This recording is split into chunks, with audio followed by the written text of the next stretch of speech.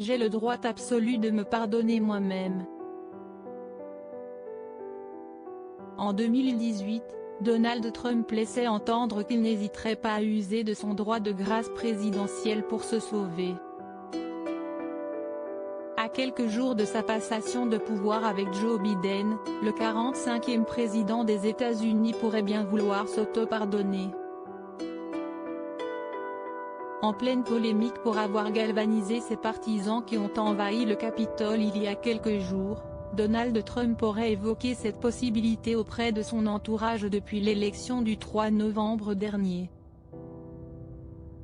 Dans plusieurs conversations intervenues après l'élection présidentielle, Donald Trump a déclaré à des conseillers qu'il songeait à s'accorder le pardon présidentiel et a demandé quels en seraient les effets sur lui légalement et politiquement, selon ces deux personnes, écrivait le New York Times.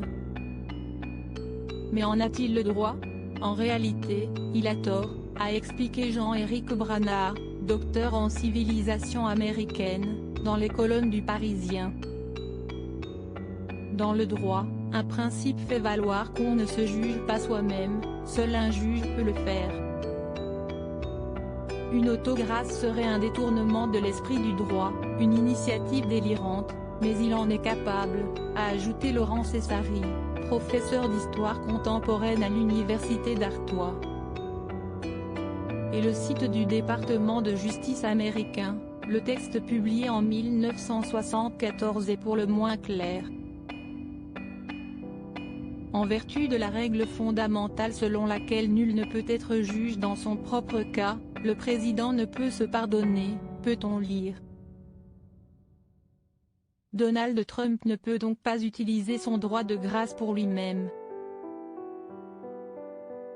Si, en vertu du 25e amendement, le président déclarait qu'il était temporairement incapable d'exercer les fonctions de la présidence, le vice-président deviendrait président par intérim et, à ce titre, pourrait pardonner au président, continue le ministère de la Justice. Par la suite, le président pouvait démissionner ou reprendre ses fonctions. S'il n'a pas souvent usé ce droit de pardon présidentiel, Donald Trump l'a utilisé à plusieurs reprises ces derniers mois pour gracier ses proches et d'anciens collaborateurs. Donald Trump destitué avant de quitter la Maison-Blanche ?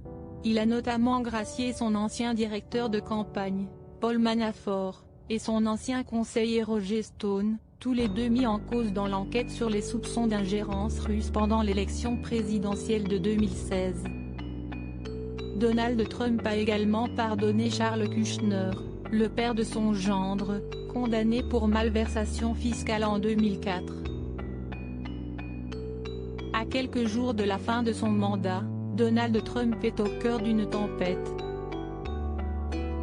Les élus démocrates ont déposé ce lundi 11 janvier à la Chambre des représentants une demande de destitution. La complicité des républicains met en danger l'Amérique, sape notre démocratie et cela doit cesser, a écrit dans un communiqué Nancy Pelosi, la présidente démocrate de la Chambre des représentants, qui a accusé Donald Trump d'avoir incité une insurrection meurtrière contre l'Amérique. Notre prochaine étape consistera à avancer vers un vote dans l'hémicycle sur l'acte d'accusation, a-t-elle poursuivi. La menace que le président Trump fait peser sur l'Amérique est urgente, et nos actes le seront aussi.